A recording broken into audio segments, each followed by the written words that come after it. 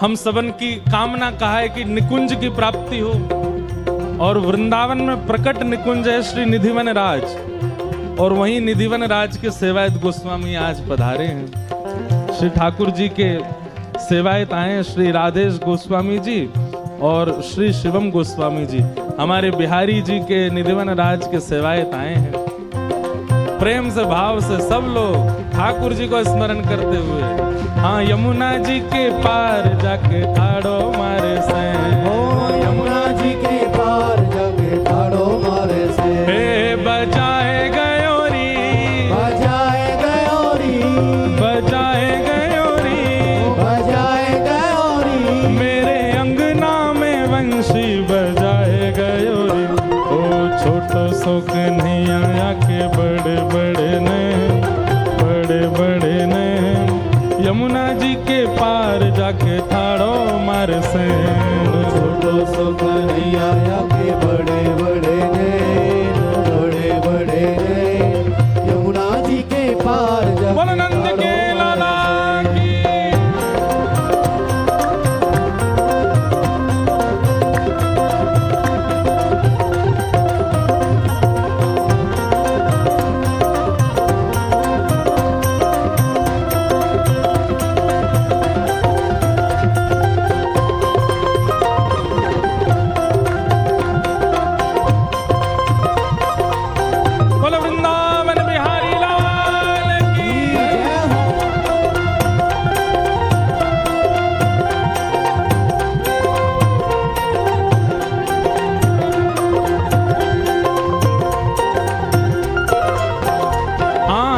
अंगना में सोई रही सुध बुध नाए, अंगना में सोए रही सुध बुध नाए, अंगना में सोए रही सुध बुध नाए, अंगना में सोए रही सुध बुध नाए, सोमती पे जादू डारो जागेगी के नाए, सोमती पे जादू डारो जागेगी के नाए, हाँ सोमती पे जादू डारो जागेगी के नाए, ओ सोमती पे जादू डारो जागेगी के नाए, हे सुनाए गयोरी, ओ सोनाए गयोरी, हाँ सुनाए गयोरी, ओ सोनाए गयोरी, हाँ सुनाए गयोरी, ओ सोनाए गयोरी, हाँ सुनाए गयोरी, ओ सोनाए गयोरी, ओ मेरे कानन में वंशी सुनाए गयोरी। ओ छोटो सो कन्हैया के बड़े बड़े ने, बड़े बड़े ने, यमुना जी के पार जाके ठाड़ो मार से, छोटो सो कन्हैया के बड़े बड़े ने, बड़े बड़े ने, यमुना जी के पार जाके ठाड़ो मारे से, हाँ छोटो सो कन्हैया के बड़े बड़े ने, बड़े बड़े ने, यमुना जी के पार जाके ठाड़ो मार से, छोटो सो कन्हैया के बड़े बड़े ने, बड़े बड़े ने, यमुना जी के पार जाके ठाड़ो मारे से। ये गोपी के संग लीला कर रहे हैं ठाकुर जी, और ये लीला तभी करेंगे जब ऐसी प्रणाली से सेवा हो।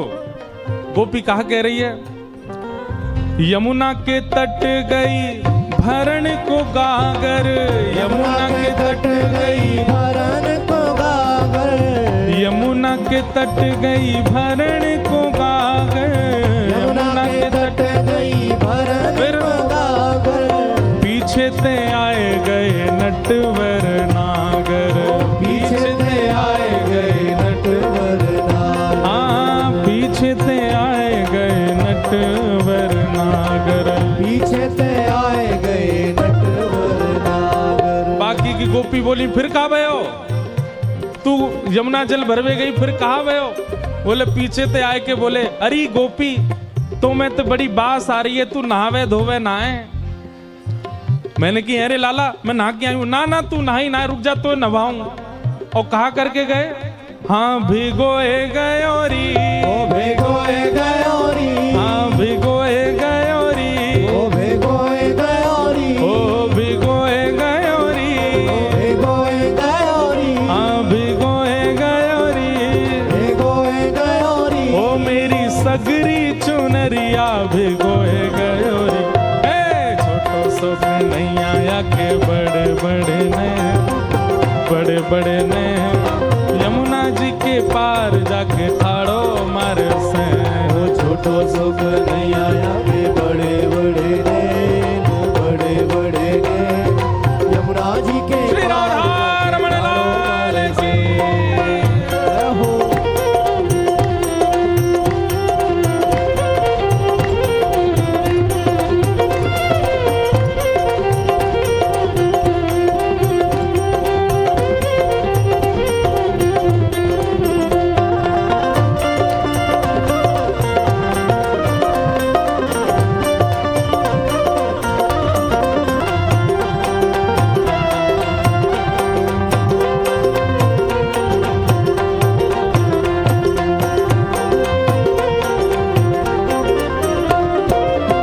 तीसरी गोपिका कह रही है, मेरे संग कहा कियो, अड़ के खड़ो है मेरी गैल में आके, अड़ के खड़ो है मेरी गैल में आके। गैल मतलब रास्ता। गोपी कह रही है कि मैं दही लेके बेकवे जा रही हूं, मेरे मार्ग में आके खड़ो है को। और का कह रहा है, दान दो। काय बात को दान? जे मार्ग हमारे नंद बाबा ने बनवायो, या मार्ग पे चल के तुम मथुरा जा रही हो, या को दान दो। अड़ के खड़ो है मेरी गैल में आके, अड़ के खड़ो है मेरी गैल में आके। हाँ, अड़ के खड़ो है मेरी गैल में आके, अड़ के खड़ो है मेरी गैल में आके। मांगे दधी दान नहीं जान देवे आगे, मांगे दधी दान नहीं जान देवे आगे। हाँ, मांगे दधी दान नहीं जान देवे आगे, मांगे दधी दान नहीं जान देवे आगे। गोपी बोली तो तेने दान दियो बाकू? बोले दान दियो नहीं, छीन के ले गो मोते। खाए गयो री, खाए गयो री, हाँ खाए गयो री, हाँ खाए गयो री। अरे वो तो खाए गयो री, वो तो खाए गयो री, अरे वो तो खाए गयो री, वो तो खाए गयो री। हो मेरो लूट लूट माखन खाए गयो री। हाँ, छोटो सो नहीं आया के बड़े बड़े ने, बड़े बड़े ने यमुना जी के पार जाके ठाड़ो मार से। छोटो सो नहीं आया के बड़े बड़े ने, बड़े बड़े ने यमुना जी के पार जाके ठाड़ो मारे से। ओ तो खाए गयो री, वो तो खाए गयो री, हाँ खाए गयो री, हाँ खाए गयो री। ओ मेरो लूट लूट माखन खाए गयो री। हाँ, छोटो सो नहीं आया के बड़े बड़े ने, बड़े बड़े ने यमुना जी के पार जाके ठाड़ो मारे से। छोटो सो नहीं आया के बड़े बड़े ने, बड़े बड़े ने यमुना जी के पार जाके ठाड़ो मारे से। हे गोविंद मेरो है, गोविंद मेरो है, हाँ गोपाल मेरो है गानो है। गोविंद मेरो है, गोपाल मेरो है, हाँ गोविंद मेरो है, गोपाल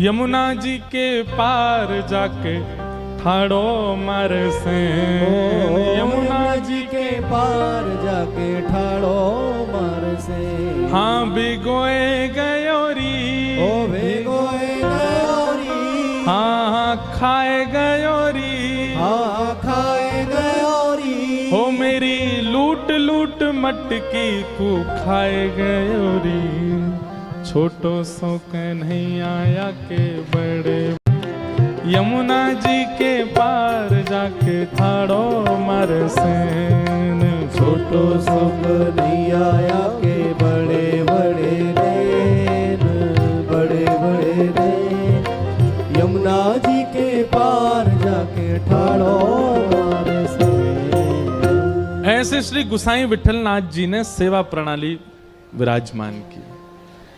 आपका मुख्य भाव यही है कि ठाकुर जी से संबंध बना के सेवा करो, उनको भगवान मान के नहीं। सब लोग बिल्कुल सावधानी से सुनो। उनको प्रति भगवान की भावना तो रखनी है, उसमें किस प्रकार से भावना रखनी है कि स्वच्छता के रूप में, पवित्रता के रूप में, इन सब भाव में तो भगवान की भावना रखनी है। पर जब सेवा करें तो फिर लाल जी की भावना से करनी है। मैया हल्ला मत करो, हमने वो पानी नहीं पियो, आप सब डकोस रहे हो।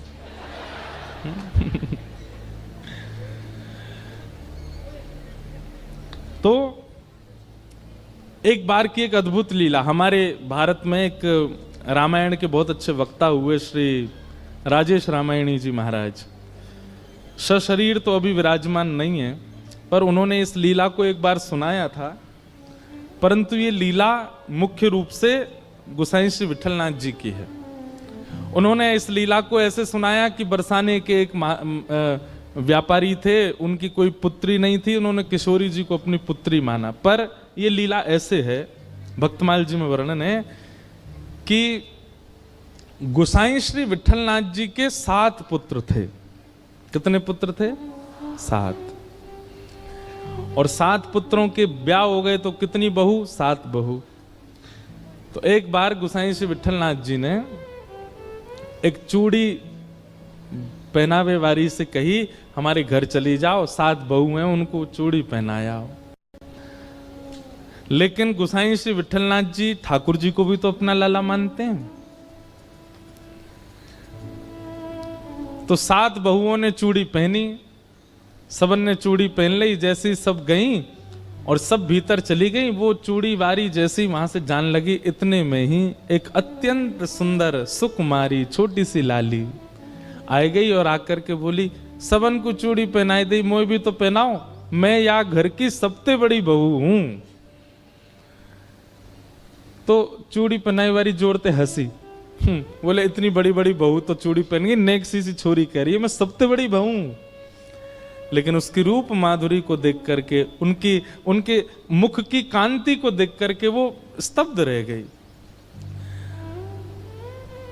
और वो मनहारिन बोली कि सही बताऊं लाली, तो मेरे चूड़ीन के सवरे भंडार में तुम्हारे हाथ में सुशोभित हो ऐसी कोई चूड़ी ना है।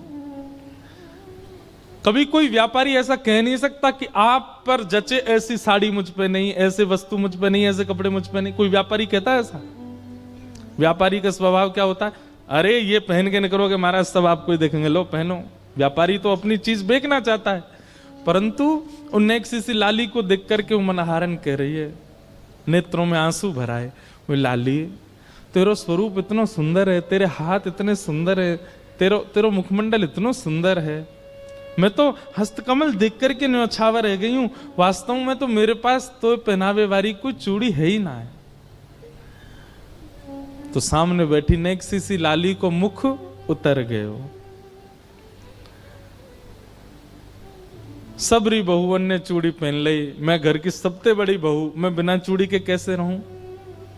तो मनहारन बोली, लाली तू दुखी मत हो, एक काम कर, जेल है तो इनमें तो जो अच्छी लग रही हो तो खुद ही चुन ले।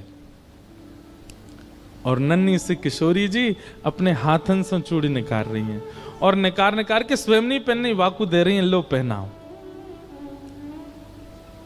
और वहाँ के हाथ से सुंदर चूड़ी पहन करके और छमछम करती लाली चली गई। गुसाई जी ने कही सबरो धन ले जाइयो मोते जितनी चूड़ी पहनावे। मनहारन गई और जाके बोली महाराज पैसा दो।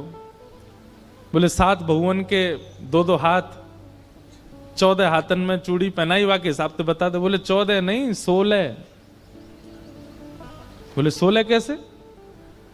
बोले 8 बहुवन को चूड़ी पहनाई, 7 तो बड़ी वरिष्ठ सी हट्टी टगड़ी, एक नेक सी और ही छोटी सी वाकू भी चूड़ी पहनाई है।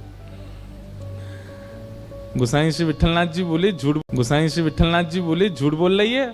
अरे तो पैसा चाहिए मुझे ज्यादा ले ले, तो मेरे घर में तो 7 ही बहू हैं, 8वीं बहू कौन सी आ गई? अरे ना ऐसी छोटी सी, और पता कहा कह रही मैं घर की सबसे बड़ी बहू हूं।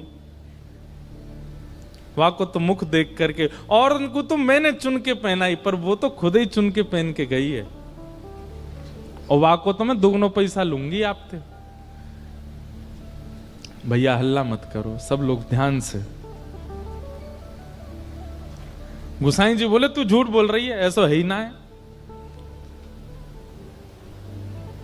गुसाई जी बोले रुक जा, मैं घर जाऊंगा, पहले सबरी बहुवन से बात करूंगा, फिर दूंगा तो पैसा। और गुसाई जी ने घर जाके अरे कौन कौन सी ने चूड़ी पहनी? सबरी बहू आ गई, हमने पहनी। बोले वो मनहारन करी 8वीं पहन के गई है। 8वीं कौन है? हम 7 ही हैं घर में। गुसाई जी बोले वही तो मैं कह रहा हूं, आप ठाकुर जी का जैसे शयन कराने के लिए गए और ठाकुर जी को शयन करा करके जैसे स्वयं शयन में गए, किशोरी जी रोती रोती आ गए। बोले गुसाई जी आप 7 पुत्रन को अपनो मानो, 7 बहुवन को अपनो मानो, और तो और आप लाल जी को अपनो भी पुत्र मानो, पर मुंह को अपनो बहू ना मानो। गुसाई जी बोले अरे श्री जी ऐसा काय कह रही हो? बोले आप ठाकुर जी के प्रति का भाव रखो? बोले वो मेरे लाला हैं। तो बोले वो तुम्हारे लाला हैं तो मैं तुम्हारी बहू ना भाई? बोले नहीं नहीं श्री जी आप तो मेरी बहू हैं ही। तो बोले फिर आज जब मनहारन सबरी बहुवन को चूड़ी पहना मैंने पहन ली तो तुमने वह को पैसा ही ना दियो? गुसाई जी के नेत्र सजल हो गए, तुरंत रोने लगे। बोले अरे श्री जी मुझसे अपराध बन गए हो, मुझसे बहुत बड़ी भूल है गई, चूक है गई। श्री जी बात ऐसी है, मैं लाला को छोटो मानू ना तो मेरे मन में ऐसा भाव है अभी नेक्स्ट सो लाला या को ब्याह भयो नहीं, परंतु आप और ठाकुर जी छोटे बड़े नहीं, आप तो नित्य संग रहो, आप तो हमेशा संग रहो। आपकी कोई आयु थोड़ी है कि या आयु में ब्याह होगा, आप तो नित्य संग रहो। मेरे दिमाग से बात न कर गई, मुझे क्षमा कर दो श्री जी। ऐसे है ये लीला। वो गुसाई श्री विठलनाथ जी के साथ में ये लीला हुई थी। किशोरी जी इनकी पुत्र वधू के रूप में मनहारन से चूड़ी पहनवे आई। सोचिए केवल ठाकुर जी के प्रति एक संबंध क्या बना लिया, तो किशोरी जी ने भी संबंध बना लियो और सब सखान ने भी गुसाई जी से संबंध बना लियो। सबने गुसाई जी को अपना कुछ ना कुछ मान लिया। ठाकुर जी के जो जो जो लगते हैं उन सबके भी गुसाई जी संबंधी हो गए। और उनकी तो छोड़ो, किशोरी जी ने मान लियो। ऐसे गुसाई श्री विठलनाथ जी। अच्छा, गुसाई जी का एक नियम था, वो नित्य दीक्षा देते थे। उनका दीक्षा देने के पीछे अभिप्राय ये नहीं था कि मैं शिष्य बनाऊं। भाव ऐसी थी कि गुसाई श्री विठलनाथ जी जैसे ही गुरु मंत्र देते थे, जिसको गुरु मंत्र मिलता था, गुरु मंत्र मिलते ही उसके नेत्र बंद हो जाते और उसको ठाकुर जी के प्रत्यक्ष दर्शन होने लगते थे।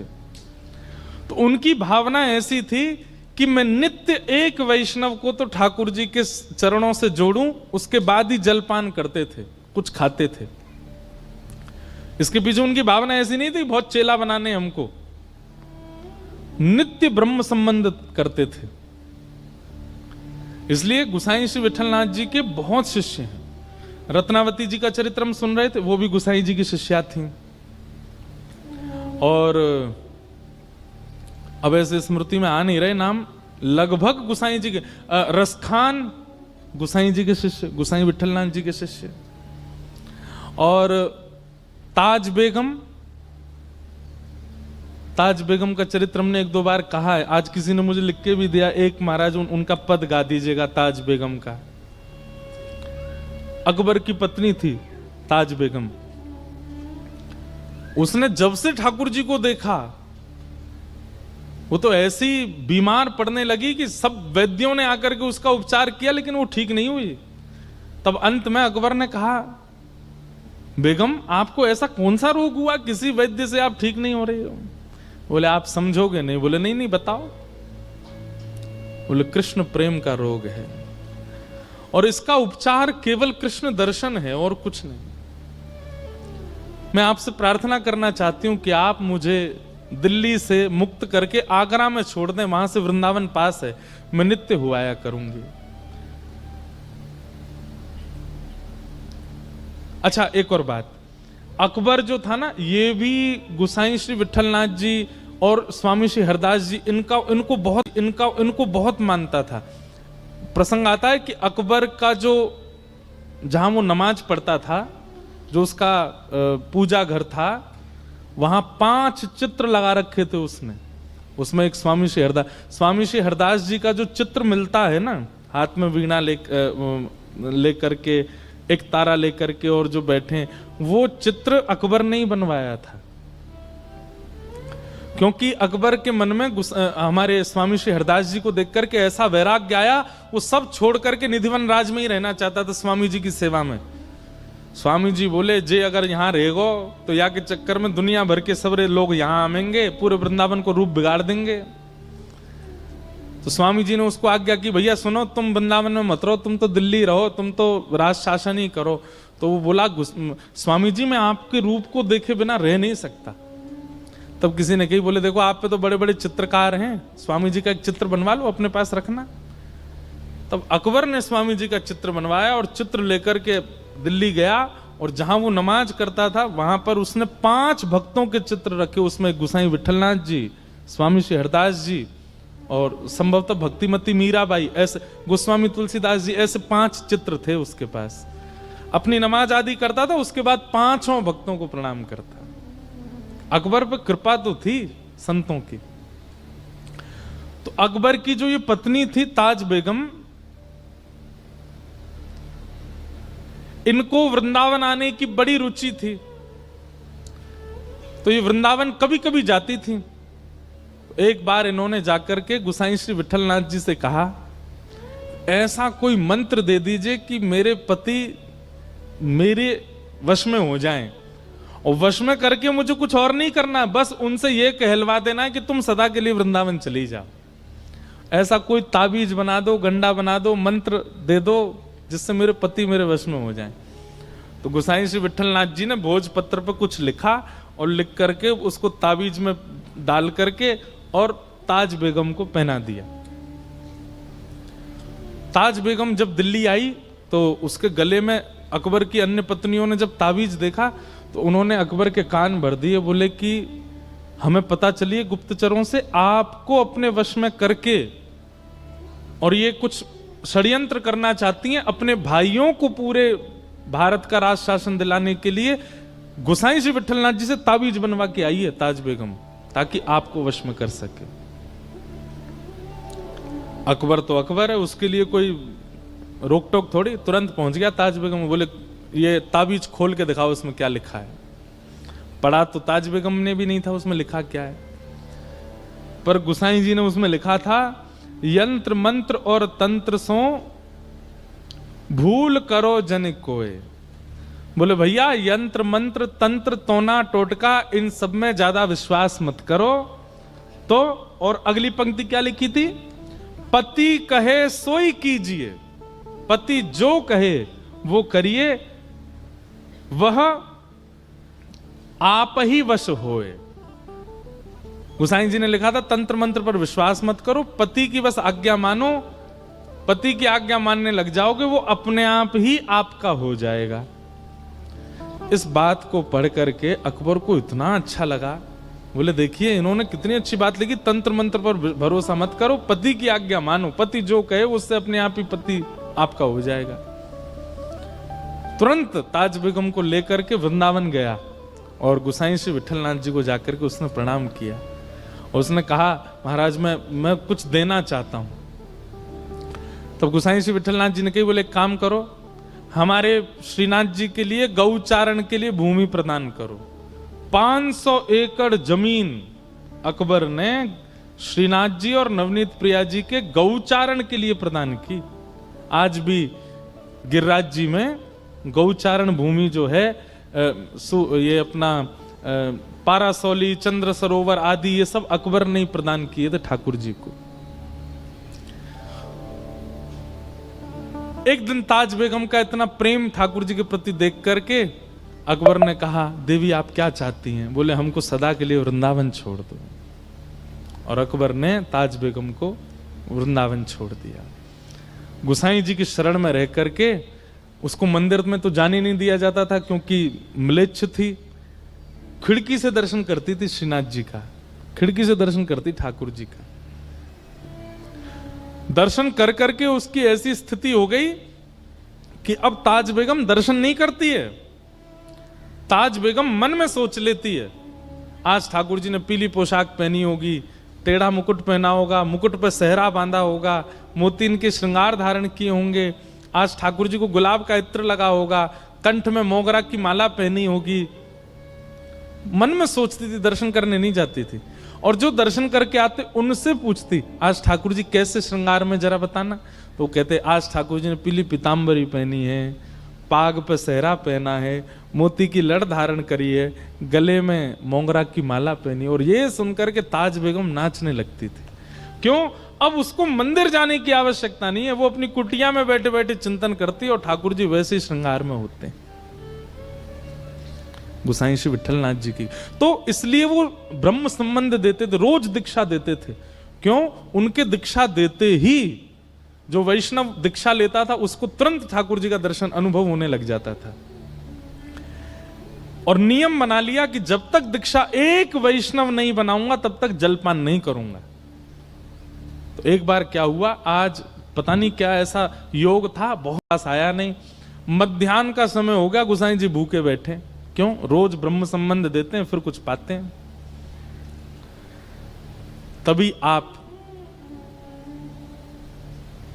गोविंद कुंड है गिरिराज जी में, वहां जाकर के बैठ गए और गोविंद कुंड में 2 हंस घूम रहे थे।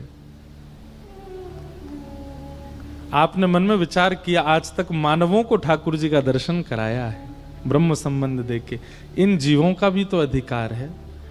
और आपने उन 2 हंस हंसनी के जोड़े के कान में अष्टाक्षर मंत्र देके उनको कंठी माला पहना दी। और जैसे ही कंठी माला धारण कराई, दोनों के चतुर्भुज रूप हो गए और दोनों का ही निकुंज में प्रवेश हो गया, ठाकुर जी की प्राप्ति हो गई। ऐसे गुसाई श्री विठलनाथ जी, ठाकुर जी से उनका ऐसा संबंध। इनके जीवन में भी एक परीक्षा हुई थी। कृष्णदास अधिकारी जी थे, उनसे इनकी किसी बात पर अनबन हो गई और श्री कृष्णदास अधिकारी जी ने इनके जो दूसरे भाई थे गोपीनाथ जी, उनका भगवत धाम गमन हो गया था। उनकी पत्नी थी और उनका एक बेटा था, बेटे का नाम पुरुषोत्तम था। इन्होंने पूरे गोवर्धन के वैष्णवों को इकट्ठा किया और इकट्ठा करके कहा, भैया देखो, महाप्रभु जी के दूसरे पुत्र श्री गोपीनाथ जी जो कि भगवत धाम गमन हो गया, उन पर थोड़ी दया आनी चाहिए कि नहीं। ये पूरी सेवा श्रीनाथ जी की गुसाई जी करते हैं, उनका बेटा बेचारा वो सेवा में नहीं जा पाता है। आप सब लोगों को आवाज उठानी चाहिए और गोपीनाथ जी की पत्नी और उनके बेटे को ठाकुर जी की सेवा का अधिकार मिलना चाहिए। तो कई लोगों ने इस बात का समर्थन किया और समर्थन के भाव से गुसाई श्री विठलनाथ जी को ठाकुर जी से कुछ समय के लिए दूर कर दिया। गोपीनाथ जी के पुत्र श्री पुरुषोत्तम जी सेवा करने लगे श्रीनाथ जी की।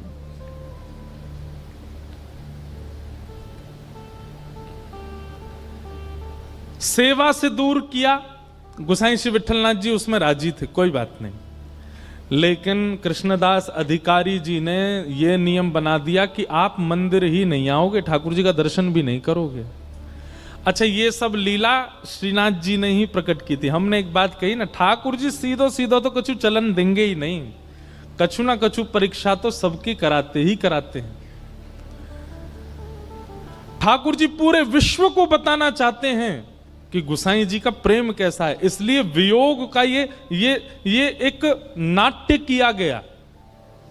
और कृष्णदास जी ने ठाकुर जी से गोसाई श्री विठलनाथ जी को दूर कर दिया। गोसाई श्री विठलनाथ जी गोवर्धन से थोड़ी दूर पारासौली में रहे।